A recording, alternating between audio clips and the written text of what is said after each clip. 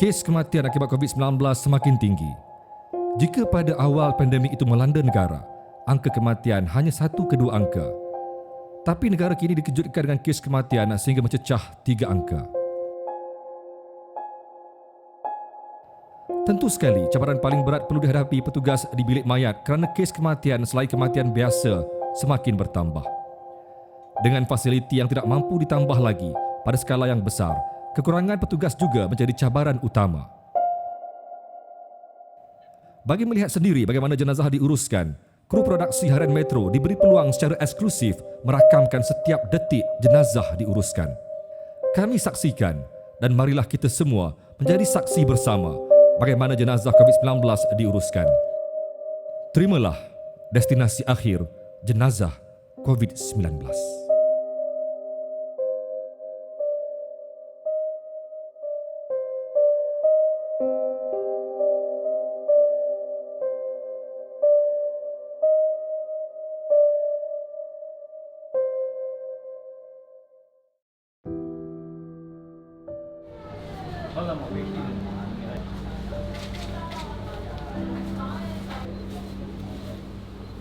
Ini je.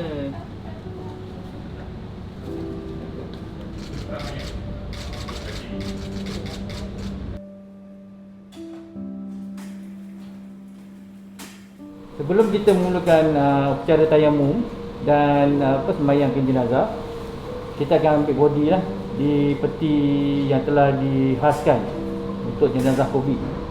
Jadi kita akan keluarkan daripada peti itu dan kita bawa ke sini lah. Tugas mereka turut bertambah daripada segi bebanan kerja apabila kes kematian pesakit COVID-19 semakin meningkat.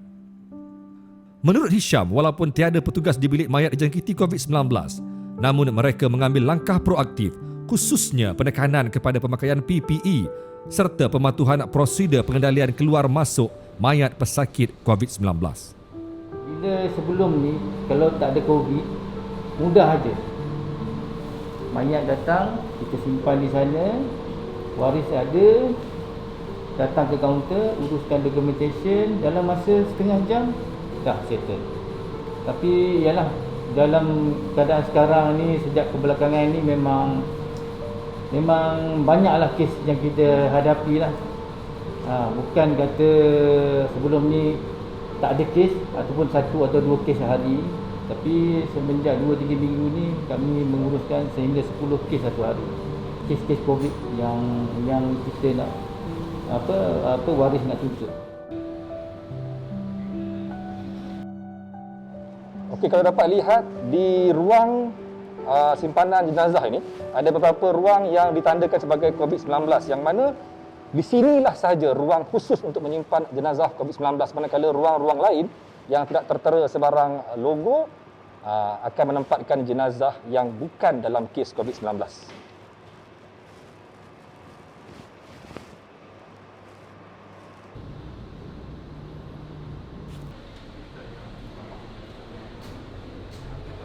Kehilangan keluarga tercinta tentu sekali menambah derita. Apatah lagi, ia akibat COVID-19.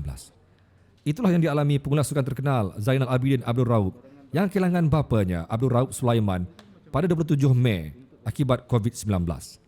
Menurut Zainal, arwah bapanya dijangkiti COVID-19 iaitu 2 hari sebelum 1 Syawal akibat kontak rapat dengan jemaah surau di kawasan perumahannya di Batu Muda Tambahan, Kuala Lumpur.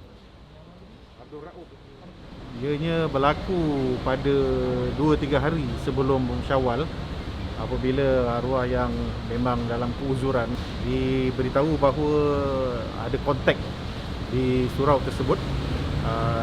Jadi dimaklumkan juga bahawa surau tersebut telah pun ditutup dan kemudiannya untuk melihatkan kawasan tersebut iaitu kawasan Batu Muda Tambahan telah dipagari sekarang ni.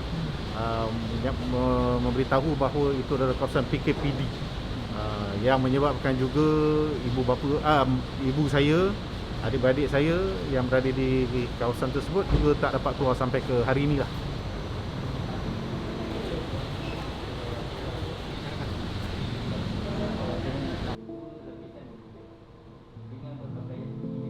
Di ruang sinilah yang mana petugas kesihatan ataupun petugas di bilik mayat ini akan menguruskan proses tayamum dan juga disolat jenazahkan sebelum dibawa ke tanah perkuburan.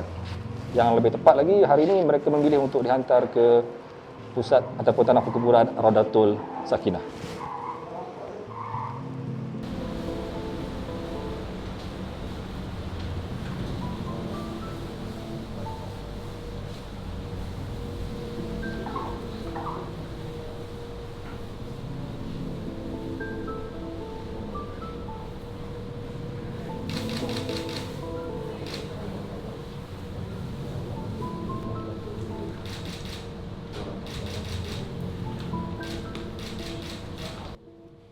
Meletakkan diri sentiasa bersedia daripada segi mental dan fizikal untuk berada dalam situasi berisiko tinggi bagi tempoh yang panjang dengan kemungkinan dijangkiti virus maut.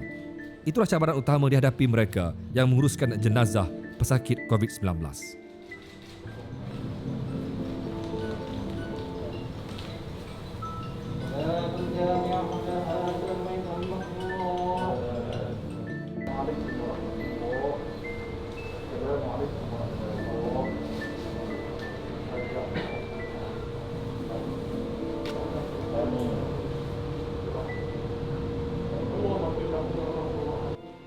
Pengurus jenazah Jabatan Agama Islam Wilayah Persekutuan atau JAWI, Nur Syamsul Abdul Roni berkata, dia sudah menguruskan jenazah pesakit COVID-19 di sekitar Kuala Lumpur sejak setahun yang lalu dan setakat ini 130 jenazah sudah diuruskannya.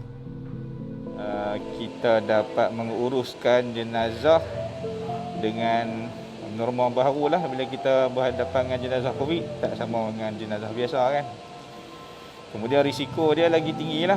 Sebab kami tim pengurusan jenazah Jawi Jakim ni berisiko untuk orang kata apa, kena dengan jangkitan tu cukup kuat lah. Tambah lagi selesai daripada urus jenazah. Sebab kita akan balik ke rumah, kita akan jumpa dengan keluarga dan sebagainya. Nampak dalam masa yang cukup pantas sekali. Mereka menguruskan seorang demi seorang jenazah dengan cukup pantas. Maksudnya selepas orang pertama, orang kedua ataupun jenazah kedua, jenazah yang ketiga. Mereka menguruskan dengan cukup tersusun dan cukup pantas kerana perlu disiapkan dengan segera sebelum dihantar ke Raudatul Sakinah. Ini jenazah yang ketiga untuk petang.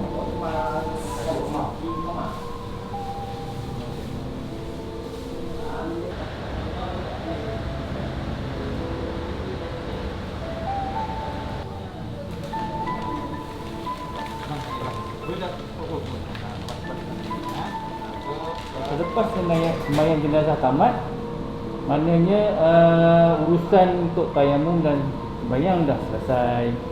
Jadi waris boleh keluar, anggota yang bertugas semasa tayamum dan anggota sokongan akan membawa jenazah keluar terus sampai ke kenderaan jenazah. Dan lepas angkat, kita akan sembuhkan satu larutan cecair anti kuman di kawasan keliling kerenda kenderaan jenazah dan di laluan lepas selesai. Dan waris pula sebelum dia keluar, dia akan bukakan semua PPE dia, kita akan sembuh juga. Selepas dia buka, barulah kita dikon balik semula. Ini barulah staf Jawi dan staf kami akan mengikut prosedur sama membuka semua.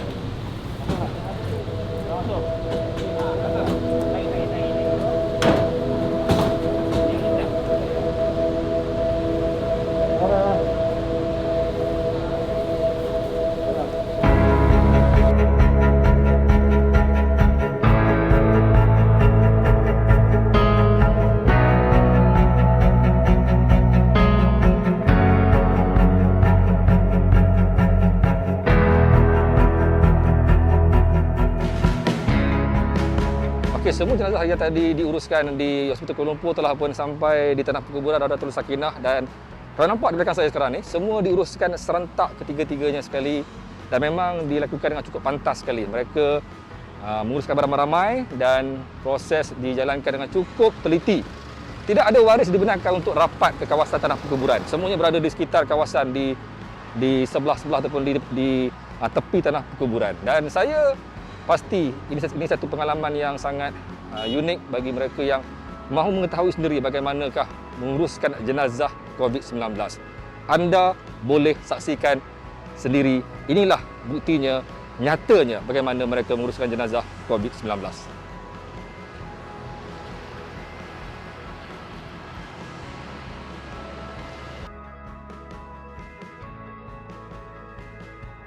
Dari segi perasaan saya sendiri dan anggota saya yang lain pun agak sedih.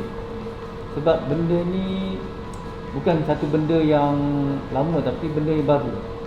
Yang kadang-kadang orang awam pun tak berterima.